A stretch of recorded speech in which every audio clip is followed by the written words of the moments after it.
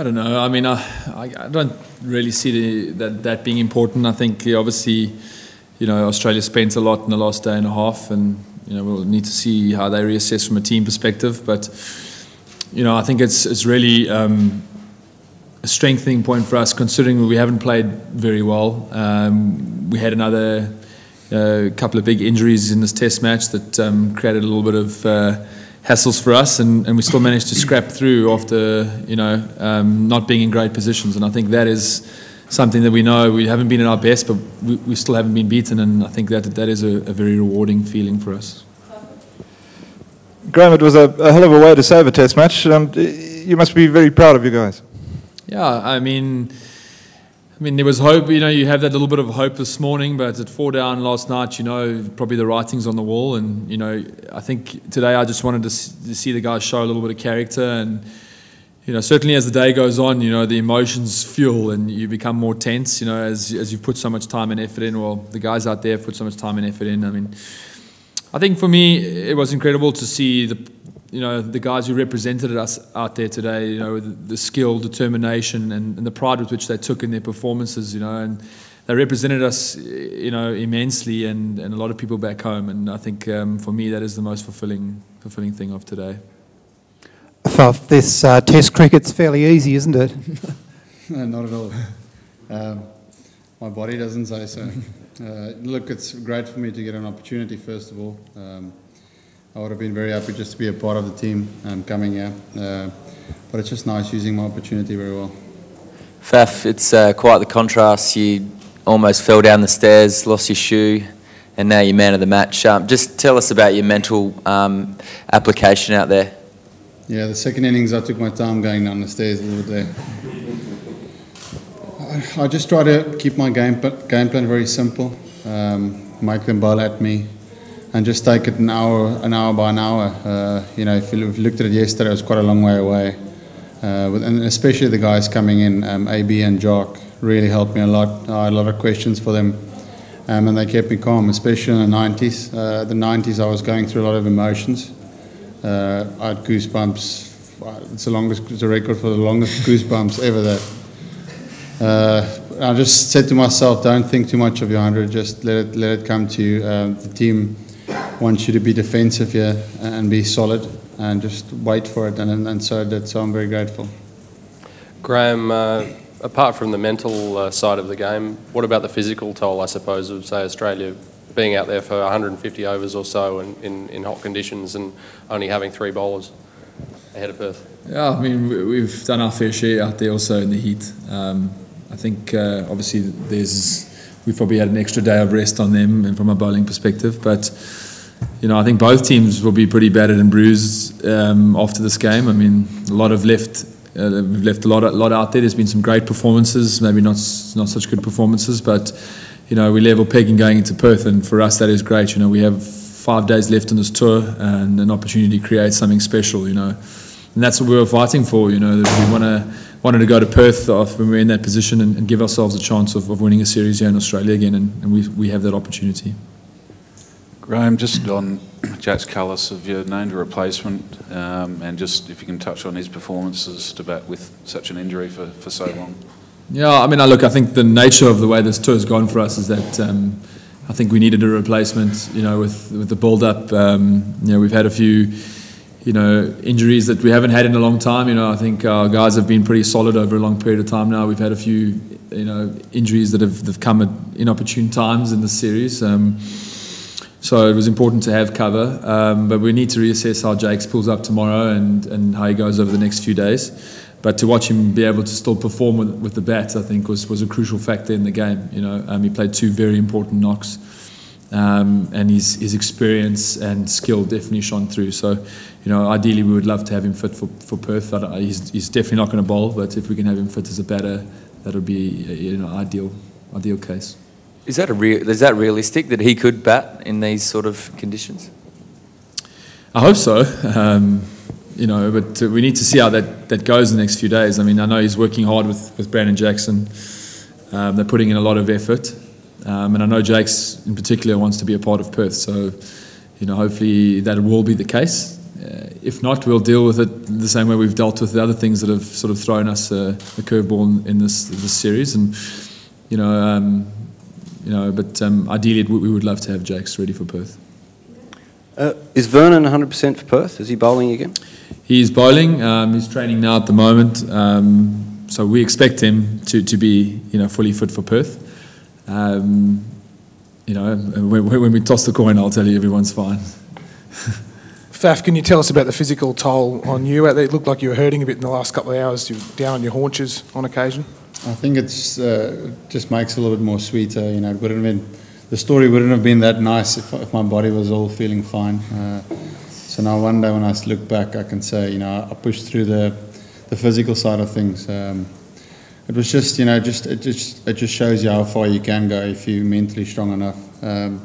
Just probably the last hour or so, I just started cramping a bit. They saw it as me wasting time, but it was me just trying to get some fluids in. And how nervous were you when you were down the other end with Mornay batting out those last balls?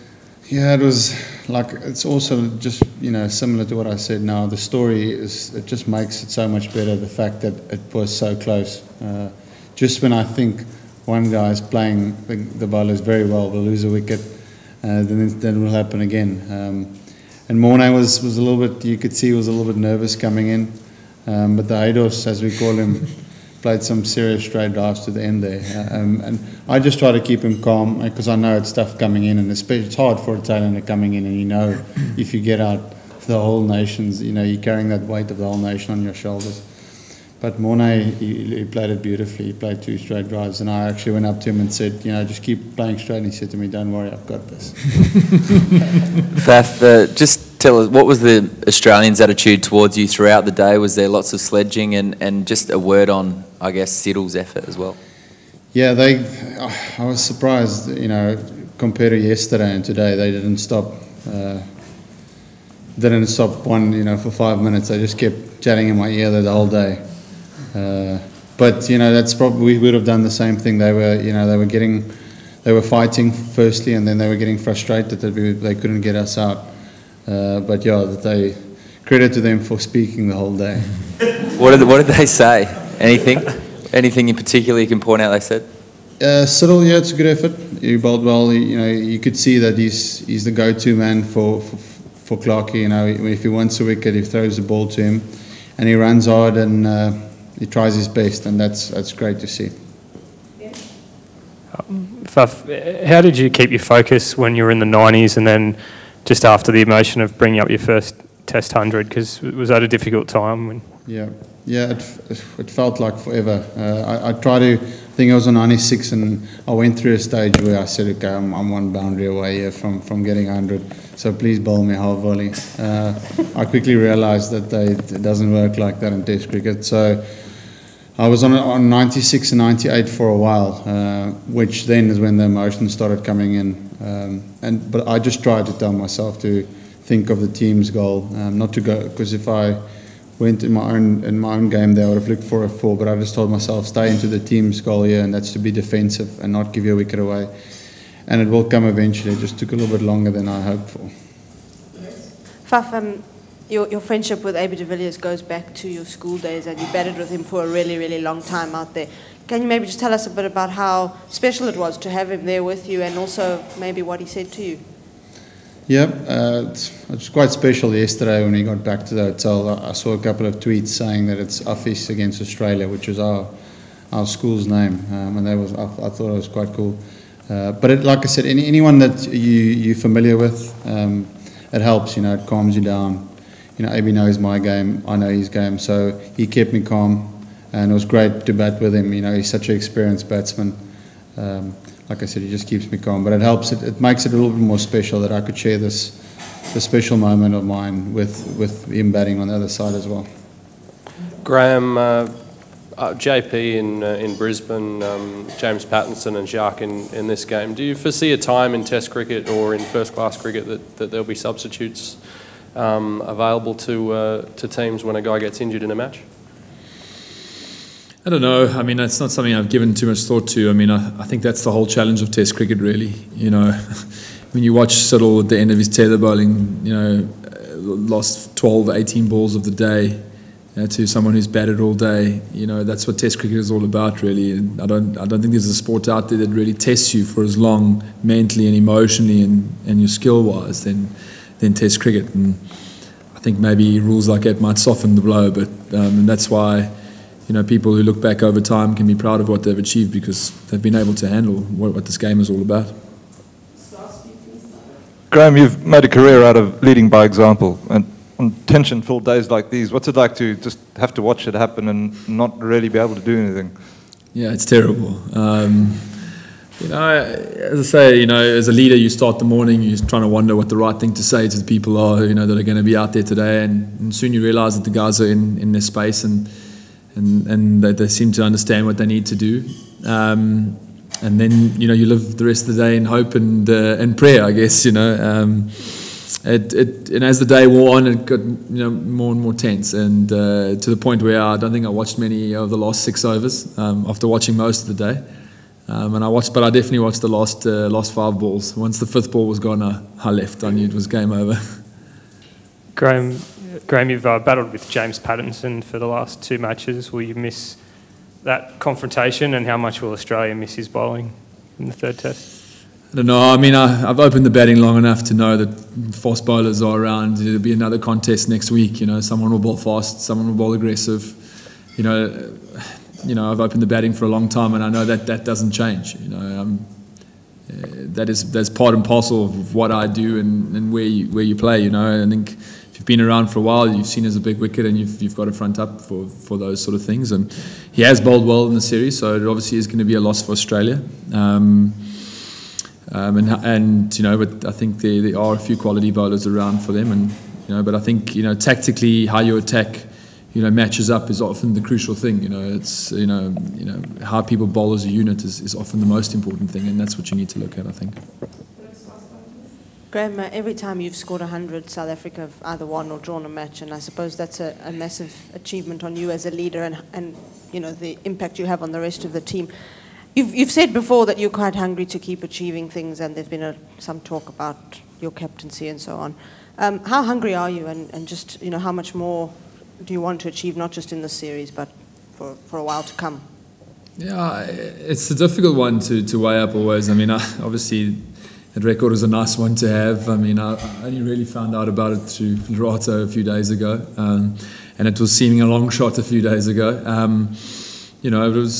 I think the thing is, as a captain, you need to perform, and I think you tested the most as a leader when you're not performing, and that's often going to be the challenge for captains going forward.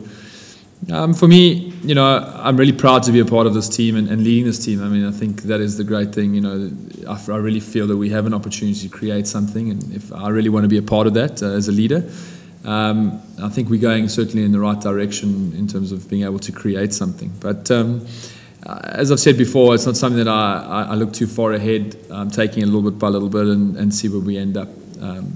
At the moment, I'm proud to have led South Africa as much as I have, and hopefully there's many more good times to come.